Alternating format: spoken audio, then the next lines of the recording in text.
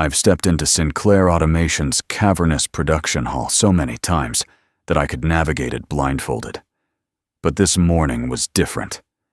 As dawn's pale light filtered through high clear-story windows, I lingered by the steel-weld bench where I'd spent countless hours tuning servo drives and rewriting firmware routines. I inhaled the faint scent of hydraulic fluid and overheated circuitry, scents that had, for 17 years, felt as familiar as my own heartbeat. Behind me, the day shift crew gathered at the tool carts, offering nods that wavered between pity and curiosity. My name is Oliver Grant, and for 17 years I ran every line of code, calibrated every sensor, and reverse-engineered every legacy controller at Sinclair Automation in Rivermont, Ohio. I built systems so intricately, my fingerprints, both literal and figurative, were all over them. Today, I learned they no longer needed me. "A full operational overhaul starts now," Alyssa Wright announced to the assembled team, her voice firm yet distant. She stood on the edge of the polished concrete floor in her tailored gray blazer, steel-rimmed tablet clutched in one hand. Her gaze swept the room, but never settled on mine. "Several positions are now redundant, effective immediately." A hush fell. The low hum of conveyor belts and robotic welders felt louder than ever, an unspoken reminder of the vast network of machines I'd kept humming, without fail, for almost 2 decades. 35 pairs of eyes flicked toward me, some stricken with sympathy, others glinting with an almost predatory curiosity. I felt the familiar pulse of those machines beneath my boots, a rhythm I knew more intimately than my own pulse. For the first time, their precision and reliability seemed like a contrast to the brittle uncertainty settling in my chest. I crossed my arms, bracing myself against the wave of disbelief that I'd seen wash over so many colleagues before me. A few years ago, it was Sam, our senior technician, who was called aside and never returned. Last year, it was Beatrice, the controls engineer whose quiet dedication had saved us during a critical systems lockdown. I'd watched them leave with heads held high, only to become ghosts in the break room's dusty photographs. I refused to give Alyssa the satisfaction of witnessing my unraveling. So I nodded once, my face a mask of calm resolve, and turned back to my workstation. I began the familiar motions, unplugging the docking station where my custom diagnostic laptop sat, lifting the handcrafted travel mug my daughter Clara had given me on her 8th birthday, scooping up the spare reading glasses perched on the corner of my desk. Each item held memories, late-night firmware debugging sessions, triumphant system recoveries after power outages, coffee-fueled weekend marathons that the rest of the world mistook for idleness. The factory had changed hands 3 times since I joined right out of college, fresh-faced and hungry to prove myself. Yet no matter the owner, no matter the quarterly profit targets or boardroom flash charts, I'd been indispensable. Until now.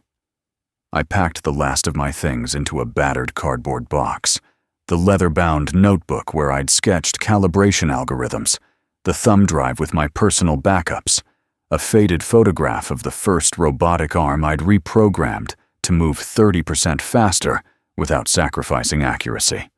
No yelling, no arguing, just the gentle slide of cardboard flaps as I secured my legacy for safekeeping. "Your severance package is generous," Alyssa said, sliding an immaculately pressed folder across my desk. Her tone was polite, clinical even.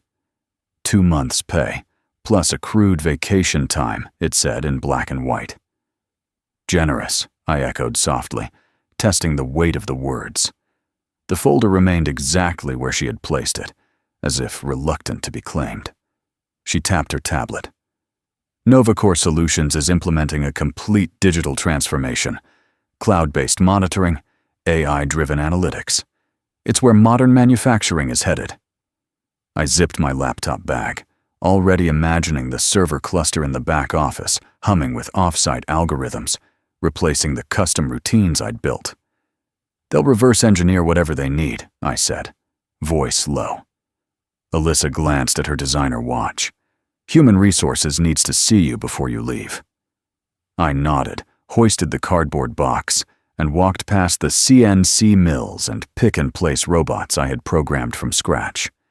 Each machine had been a puzzle I solved piece by piece. Firmware tweaks here, calibration constants there, a proprietary handshake protocol so secure that even senior executives shrugged when I mentioned it. I paused by the quality control scanner, the one that boasted the lowest defect rate in the region. It stood silent, its sensors dormant without my custom code. I closed my eyes and allowed myself a moment of remorse for the loss of purpose, for the betrayal of loyalty, for the weight of 17 years suddenly rendered disposable. My severance meeting with HR lasted barely 20 minutes. Signatures here, benefit explanations there, return of the keycard that still jingled with memories of midnight system restores. The HR manager, Marcus Reed, kept his eyes trained on the desk. He'd been with Sinclair Automation almost as long as I had. "Is there anything else you need before you go?" I asked, surprising myself with the steadiness of my tone. Marcus cleared his throat. "Well, Alyssa mentioned you might consider a consulting arrangement. 2 weeks to help with the transition, paid at your current rate." "A consulting offer? 2 weeks? Paid?" I almost laughed aloud. 2 weeks to transfer 17 years of proprietary knowledge? It felt like offering bandages to treat a broken spine. "I'll pass," I said, standing up and offering a polite nod. "But thanks for the thought." I stepped out onto the loading dock, the midsummer air warm with the scent of coolant and fresh-cut steel. My box felt lighter than it should. No more midnight pager alerts. No more weekend firmware crises. No more invisible triumphs unacknowledged by the corporate machinery riding on my back. I drove away in silence. No radio, no podcasts, just the sound of tires on asphalt and my own racing thoughts. My home felt cavernous when I walked in. The leather wingback chair in the study, empty since Clara left for college. The framed prints of early Sinclair Automation prototypes collecting dust. The clock ticking on a divorce finalized 3 years ago. I sank into my office chair, opened my laptop, and stared at the NovaCore VPN login prompt flashing on the screen. That's when it truly hit me. 17 years erased in a single workday. All those overnight code fixes, all those emergency patches, all those proprietary handshake protocols that synchronized production lines. Gone. I opened my external drive and surveyed the backups I'd made weeks earlier, anticipating the day when I might need to lean on my own work. Calibration parameters, diagnostic scripts, integration manuals, my intellectual property, safely stashed away. I had no intention of turning saboteur, but I also had no intention of letting my life's work vanish without a trace. I cracked open a cold beer, the amber liquid offering a brief comfort. For the first time in nearly 2 decades, I wasn't on call. Relief should have followed, but instead I felt a cold certainty. They would call. And when they did, I would decide what 17 years of loyalty were really worth. 3 weeks later, I'd polished my resume, fielded calls from recruiters, and taken precisely 1 long fishing trip with Ethan Cole, the floor supervisor who'd always been the closest thing I had to a friend on shift. The severance checks arrived like clockwork, a tangible reminder of what I'd lost, but also what I still possessed, my expertise. Then my phone rang on a Thursday afternoon. Caller ID, Alyssa Wright, Sinclair Automation. I let the line go silent a beat too long. "Hello, Alyssa." Her voice was tempered, less assured than before. "Oliver, we're experiencing issues with the southern conveyor line. Random stoppages, error codes we can't trace. Production's down 20%. My stomach clenched. The southern line was the same one I warned would drift from tolerance if we didn't update its controller firmware before winter. "And what does Nova Corps say?" I asked, expression tight. Another pause. "They're familiarizing themselves with our legacy systems. I'm sure they'll resolve it." I kept my tone even. "I'll consult, at my rate. $300 an hour, 4-hour minimum, paid in advance, with a signed contract." The silence that followed was a poor substitute for the confidence she once exuded. Finally, "Let me see what I can do." An hour later, she called back. They agreed. The next morning, I signed in as a visitor and was escorted to the idle conveyor. Neotech technicians hovered by the control panel, flipping through thin binders of mismatched documentation. Ethan spotted me and exhaled in relief. "Thank God you're here." 27 minutes later, the line hummed back to life. A simple firmware patch, exactly as I'd warned, restored the calibration matrix and cleared the phantom error codes. Operators returned to their stations, blinking at screens that bore the familiar green glow of productivity regained. Alyssa hovered nearby, gratitude and discomfort warring on her face. "Thank you, Oliver. I don't know what we'd have done."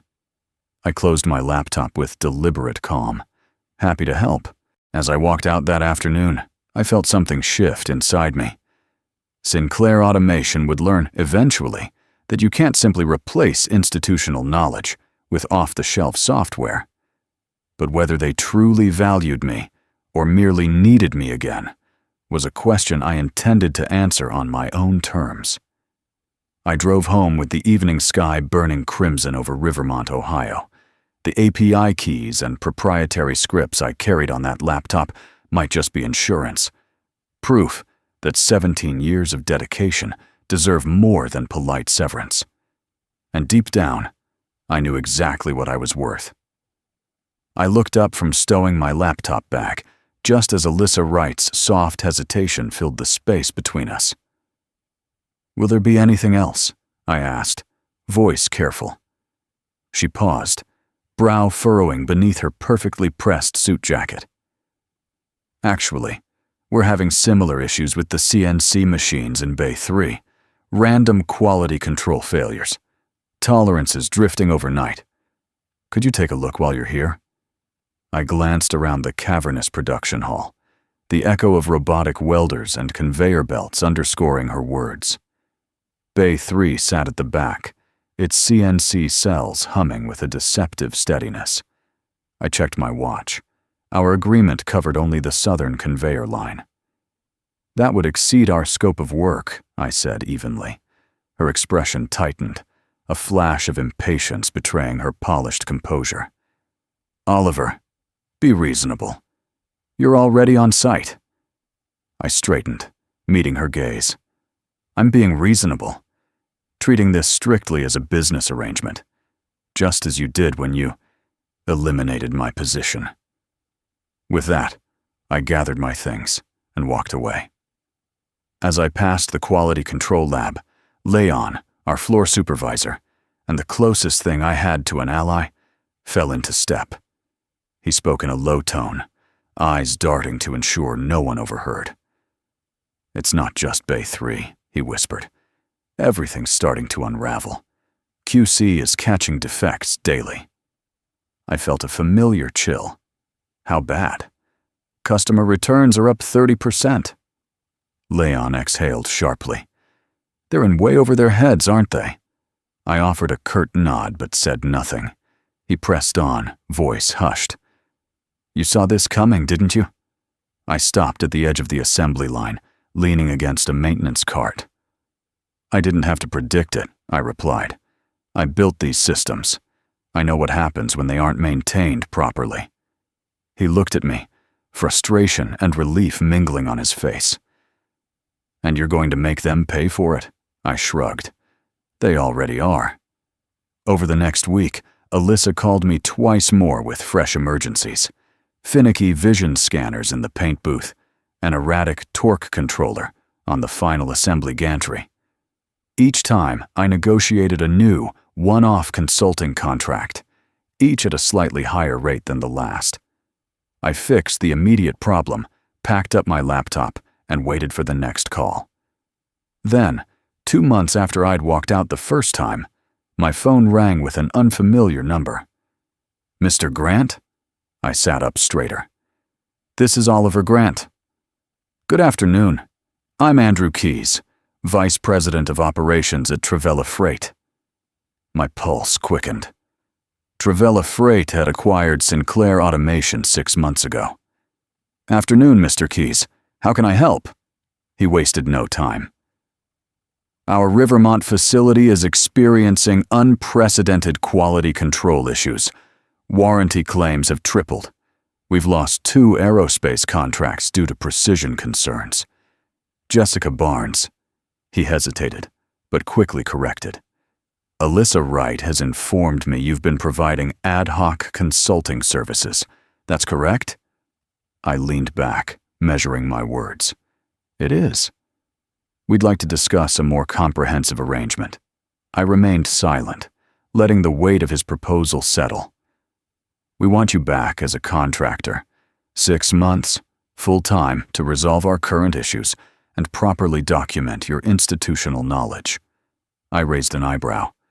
"You mean Nova Core Labs will be eased out?" A pause. Then, "We're reevaluating that relationship." Translation.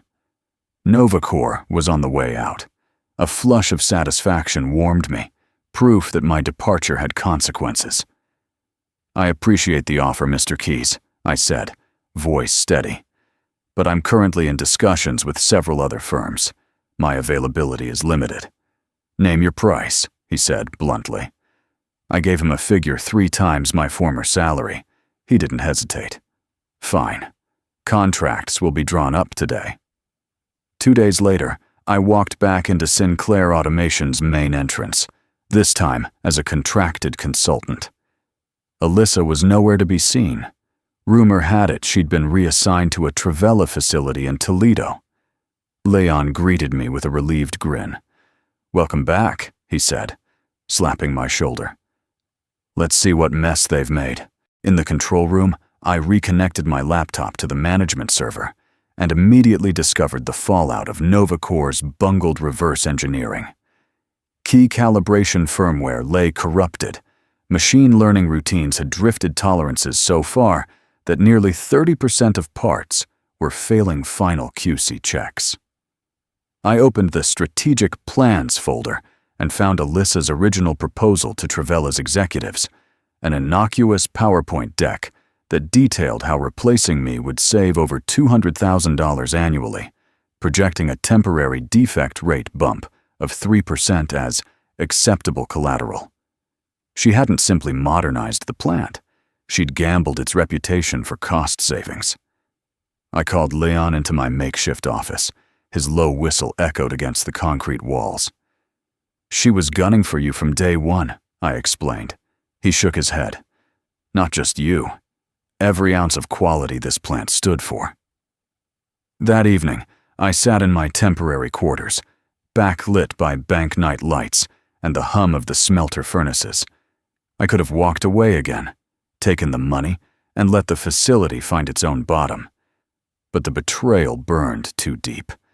Instead, I sketched designs for a new factory management system, one that honored transparency, proper documentation, and real-time analytics. A system executives couldn't ignore, and one only I could maintain. I called it SINTAC, Sinclair Industrial Tracking and Calibration. Over the next month, between emergency repairs on high-precision lines and stabilizing vision inspection cameras, I built Syntax core architecture. I wrote intuitive dashboards, predictive maintenance modules, and executive-level reporting tools that would spotlight cost-quality trade-offs in vivid detail. I loaded my proprietary calibration protocols into secure databases, annotated every step with inline documentation, and wrapped it all in a user interface even a non-technical manager could follow. Then, 4 weeks into my contract, I secured a meeting with Andrew Keyes and the remaining executive team. The conference room's glass walls overlooked the buzzing factory floor, an audience to my proof of value. Immediate crises have been resolved, I began, projecting a real-time chart of defect rates plummeting back to sub-2% levels. But you have a structural problem that extends beyond technical fixes. Keyes leaned forward. Go on. I switched to a slide showing QC metrics hidden in siloed spreadsheets. Your quality control data wasn't visible to executives. Alyssa Wright, I corrected my own slip. Alyssa Wright could tout cost savings without revealing their true impact. Silence settled. I clicked to the next slide.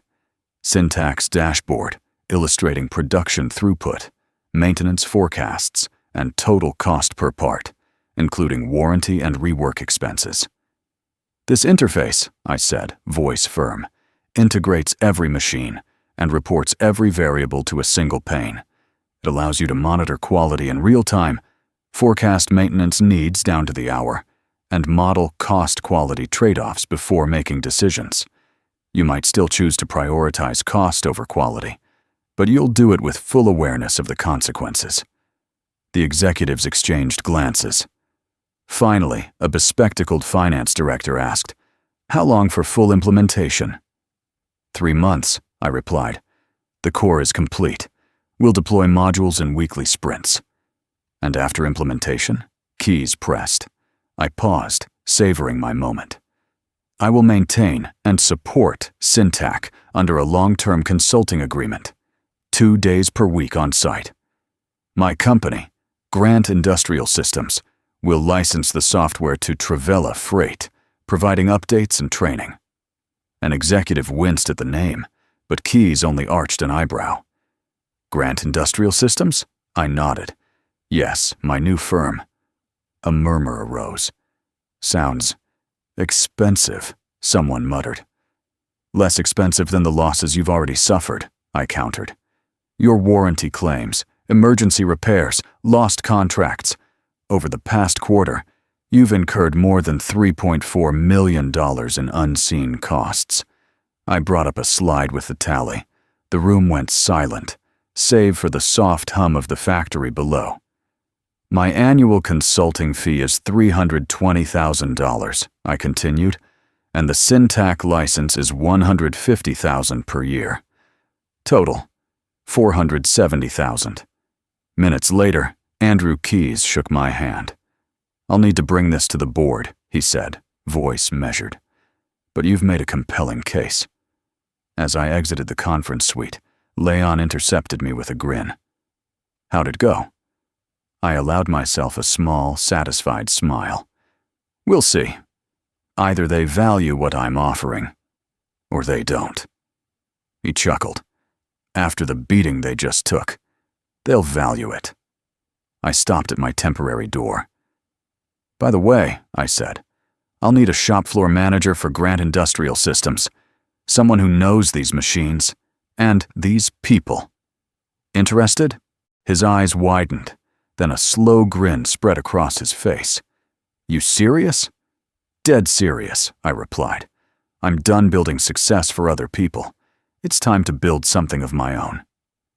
1 week later, the call came. Andrew Keyes had accepted my proposal, not just for the Rivermont plant, but for all 6 of Travella's manufacturing sites nationwide. 6 months later, I stood in the observation deck of the flagship facility, watching the floor operate with a precision I'd only dreamed possible under prior regimes. Beside me stood Andrew Keyes and a poised executive I didn't recognize.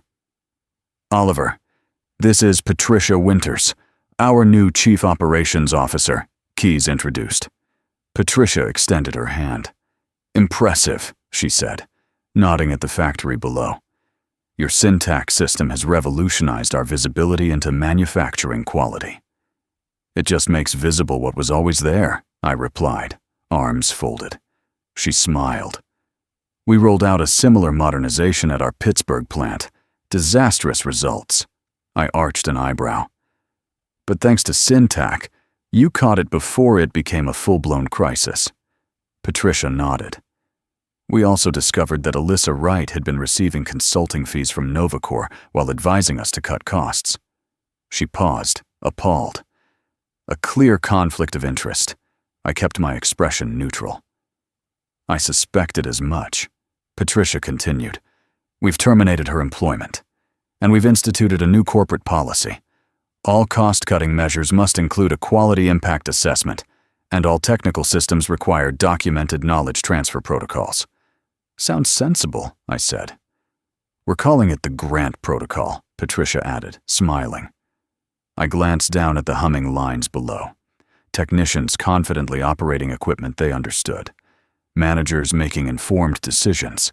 The lights of the factory shining steady and bright.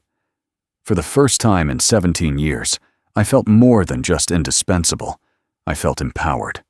I watched the quality metrics flash across the giant LED screens lining the control gallery. Yield rates up.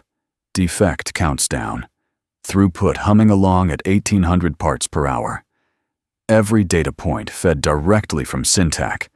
Every alert and KPI wired through my system. All generating revenue for Grant Industrial Systems. Thank you for that, I murmured under my breath, voice barely louder than a whisper. It meant more than they could ever know. Exactly 1 year to the day since I'd carried my cardboard box out of Sinclair Automation's front doors, I stepped into my downtown Rivermont office on a crisp autumn morning. Through the floor-to-ceiling windows, the Silver River glinted gold and crimson as maples and sycamores blazed with fall color along its banks.